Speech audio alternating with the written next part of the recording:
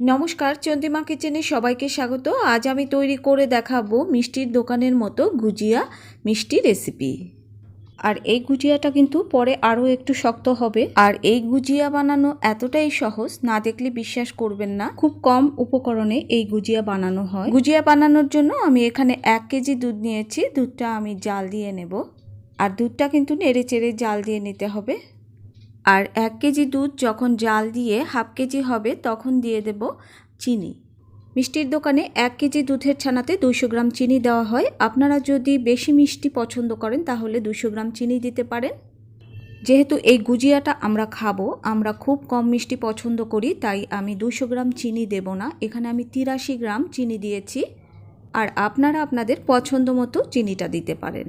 আমি কিন্তু একদম ভালো মানের গুজিয়াটা তৈরি করছি, কারণ অনেক দোকানেই আছে ময়দা অথবা চালের গুঁড়ো বেশি দেওয়া হয়।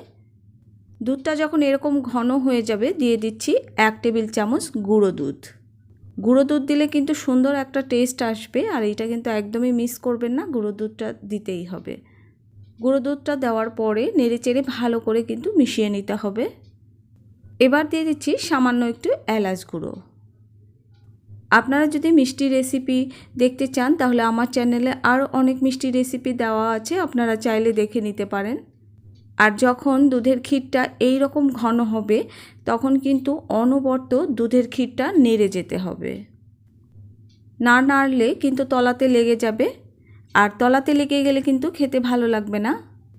একটু লক্ষ্য করে দেখবেন আমি কিভাবে করছি, কারণ আমি ভিডিওটা কিন্তু টেনে দিচ্ছি না, কারণ টেনে দিলে আপনারা অনেকেই বুঝতে পারবেন না। যখন দেখবেন নাড়ার সময় কড়ার তলাতে আর ক্ষীরটা লেগে যাচ্ছে না, তখন বুঝবেন ক্ষীরটা হয়ে গেছে। এবার ক্ষীরটা আমি খুন্তি দিয়ে এভাবে ছড়িয়ে রাখবো এবং ছড়িয়ে 10 মিনিট রেখে দেব। হাতের মধ্যে একটু ক্ষীর নিয়ে দেখতে পারেন, যদি বলের মতো হয় তাহলে বুঝবেন ক্ষীরটা হয়ে গেছে। দেখুন ক্ষীরটা হাতের মধ্যে নিয়ে গোল করলে গোল হয়ে যাচ্ছে, তার মানে বুঝতে হবে ক্ষীরটা কিন্তু আমার খুব সুন্দরভাবে হয়ে গেছে। ক্ষীরটা কিন্তু একটু শক্ত হয়ে গেছে, মানে আমার গুজিয়া বানানোর জন্য একদম পারফেক্ট হয়ে গেছে। আর এই ক্ষীরটা কিন্তু একটু নরম আর গরম থাকতেই নামিয়ে নিতে হবে, এবং গরম গরম কিন্তু গুজিয়াগুলো বানিয়ে নিতে হবে। গুজিয়ার ক্ষীরটা কিন্তু এখনও অনেক গরম, আর গরম থাকতে থাকতেই মেখে নিতে হবে। যদি আপনার মনে হয় ক্ষীরটা নরম হয়ে গেছে তাহলে কড়াইতে দিয়ে আর একটু ক্ষীরটা টানিয়ে নিতে হবে, অথবা 1 চামচ ময়দা দিয়েও মেখে নিতে পারেন। এবার এটি ভালোভাবে মেখে নেওয়ার পর আমি লম্বা রোলের মতো করে নিচ্ছি এবং ছোট ছোট লেচি কেটে নিচ্ছি। গুজিয়া যেহেতু ছোট হয় তাই ছোট ছোটই লেচি কেটে নিচ্ছি। 2 হাতের তালু দিয়ে ছোট্ট বলের মতো করে নিচ্ছি, তারপরে 2 হাতের তালু দিয়ে এভাবে লম্বা করে নিচ্ছি। আমরা যে হাতে ঘি মেখে নেই, মিষ্টির দোকানে কিন্তু ময়দা হাতে মেখে গুজিয়াগুলো বানানো হয়। গুজিয়ার মাপটা কিন্তু ঠিক এরকম হবে, হাতের 4 আঙ্গুলের থেকে একটু বড়। এবার মাঝখানে ঠাসা দিয়ে আমি গুজিয়ার শেপ করে নেব।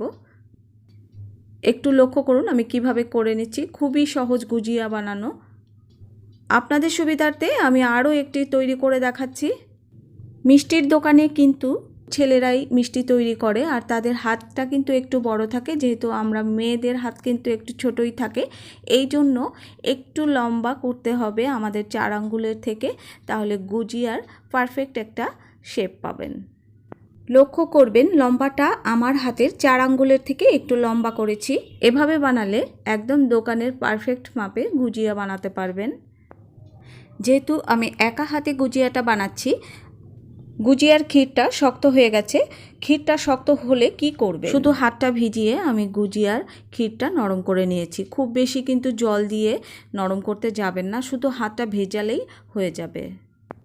আপনারা নিশ্চয়ই দেখতে পেলেন যে কত সহজে আমি গুজিয়াটা তৈরি করে নিয়েছি। সবাই সুস্থ থাকুন, ভালো থাকুন। আবার দেখা হবে অন্য কোনো নতুন রেসিপি নিয়ে। টাটা।